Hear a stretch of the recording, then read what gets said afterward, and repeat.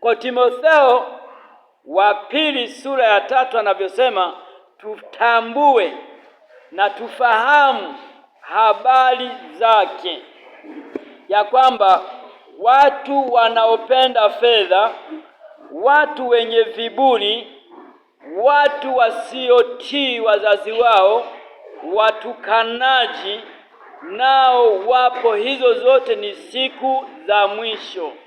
Ni kwamba siku za mwisho yapo mambo ya aina mbalimbali yanayotengeneza uadui, yanayotengeneza fitina,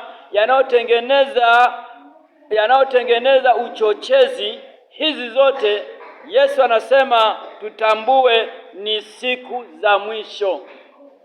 Kwa siku za mwisho zinafahamika. Mtoto anaweza kabadilika asimpende mama yake, na hizo ukiona dalili za namna hiyo, tambua tayari ni siku za mwisho zimefika. Watu wanaopenda fedha kuliko kumpenda Mungu wapo wengi, ambao masaa yote wako kazini, wala hawawezi kumkumbuka hata Mungu. Mpaka wakati wa shida ndipo atakuwa anamwambia Mungu, Mungu nisaidie.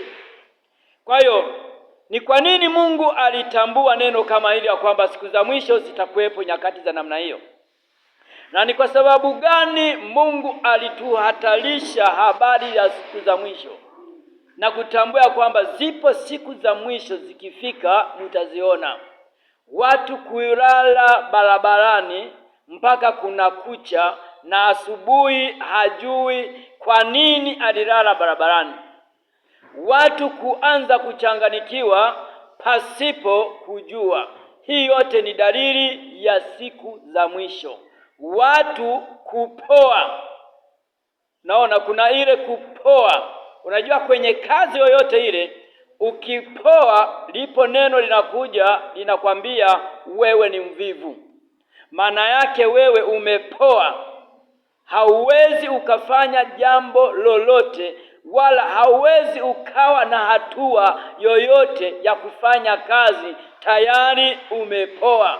Kwa hiyo tayari umekuwa ni mgonjwa, tayari umekuwa ni mvivu, tayari umekuwa mtu asiyeipenda ile kazi, tayari umekuwa ni mtu ambaye haueleweki. Na hayo yote ni kwa sababu gani? Ni kwa sababu zipo roho zinazotengeneza mambo yote hayo, na mtu kukuona kwamba uko kwa namna ipi.